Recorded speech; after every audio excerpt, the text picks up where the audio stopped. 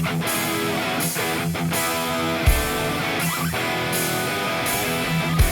guys, this is Brian from Old School Auto again, doing a little bit more on the Rambler Repower. As you can see, I got a big pile of wires here in the driveway. This came out of our 1991 Jeep Cherokee. This was the donor vehicle for the 4.0 liter high output straight six and the AW4 automatic that's going into the 68 Rambler American Wagon here. So now that the wires are all torn out, let me show you what's going on. Okay, so here's the wiring harness as it sits. We've got the computer, the PCM over here, and then this connector is what goes through the firewall and ties in with the fuse box and the rest of the body harness. And then the miscellaneous connectors, this is what runs down to the engine. It connects the engine harness here. You got a couple of connectors that go through the firewall to the interior.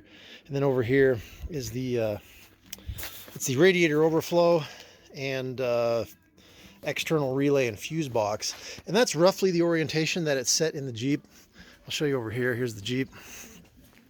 PCM set over in this corner. We've got a square cut out here where the connector passed through to the body harness and the fuse block. And then there was, let's see, 1, 2, and 3 pass-throughs in the firewall. And then the rest of the wiring harness just laid across here with that radiator overflow / washer bottle, whatever the heck it is, was right about here. And then the battery set there. So what we're going to do is today we're going to start laying out that harness. We're going to try to figure out how to lay this harness in the engine bay of the Rambler, and when we get a ballpark idea of where it's going to sit, we're going to duplicate the cutouts for the pass-throughs so that the wiring harness will pass through the firewall in the right places, just like it did on the Jeep, but it'll do it on the Rambler. Because basically the idea is we're taking every scrap of wire out of the Jeep and putting it in the Rambler along with the Rambler's drivetrain. So as far as the PCM is concerned, it's still going to think it's driving around in the 91 Jeep. We're just basically transplanting the brains of it into the Rambler. So this is where the original Rambler's wiring harness passed through the firewall, obviously much smaller.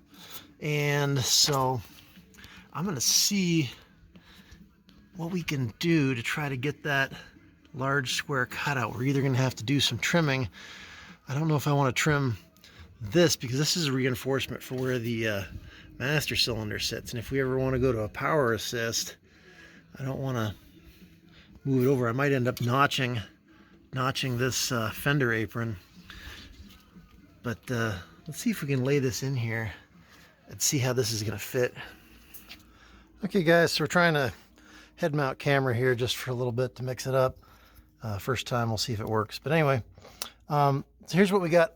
I'm laying the wiring harness in place right now, and I'm trying to figure out where everything's going to go, because obviously this engine compartment is not laid out the same as the Jeep.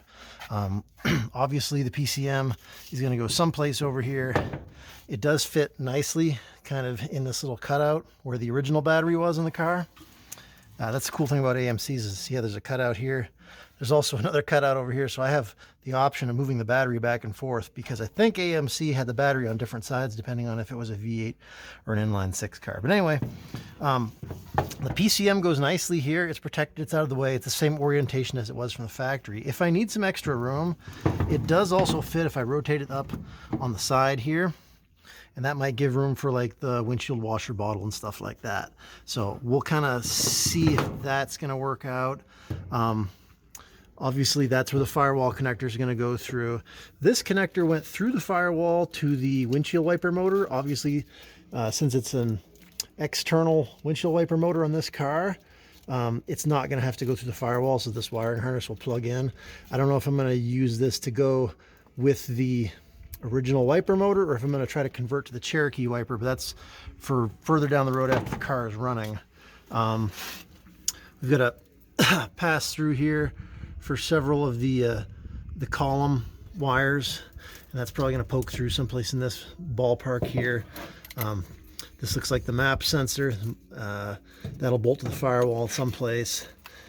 Here's another pass through for the HVAC stuff, and it'll go through either here or up here someplace. Now the other question I've got is, we've got the relay and maxi fuse box right here, and this radiator overflow bottle. So here's, on the Jeep it was mounted back here. Obviously this has got the shock tower, so it's, well, I mean, it could potentially, I could build a bracket and mount it like this depending on how much clearance I have with the engine. That's a possibility. Or I could just kind of mount it at a slight angle here, and that'll still give me access to open the fuse box.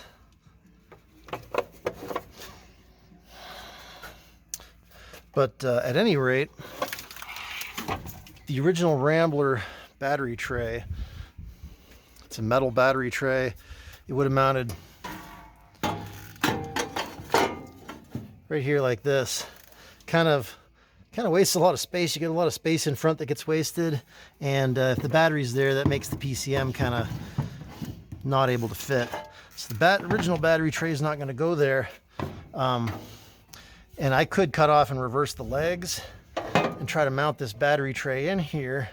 But what I realized is that Jeep battery obviously is spec'd for the Jeep. It cranks the Jeep over, runs it just fine, and it's fairly small. It's a lot smaller than the old Group 27 batteries that were common in these cars, and the Group 24 batteries, which I believe this would have been a Group 24.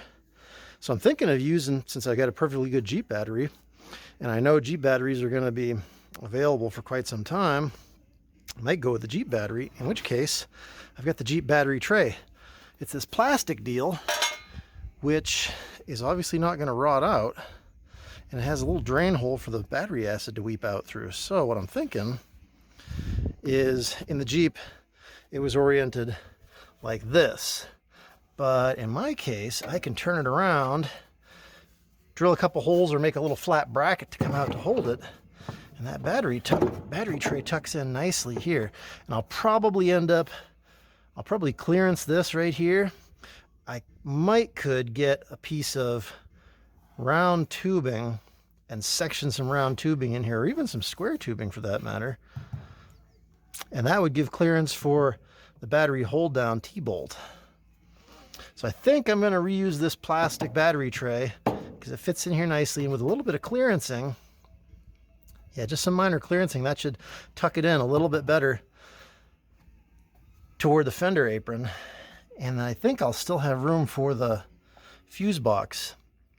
And my other thought is I'm going to disconnect this radiator overflow, unbolt this bottle, and then it can sit over here in front of the PCM because there's some wasted space here. So that's kind of my thought at this point. So I'm going to go mess around with this a little bit more and check back in here in a sec. Okay, as you can see here, I've just gone and taken a piece of my kid's construction paper, and I just did a rubbing of the pass-throughs on the firewall. So now I've got some templates that I can use, and I'm gonna trim this one out with scissors as well.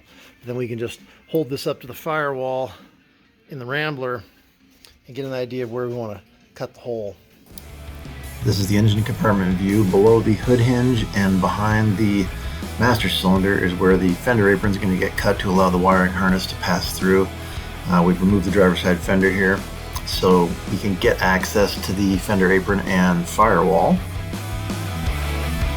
Chalk outline showing where we're going to cut the fender apron below the hood hinge in order to allow the wiring harness to pass through and get to the firewall.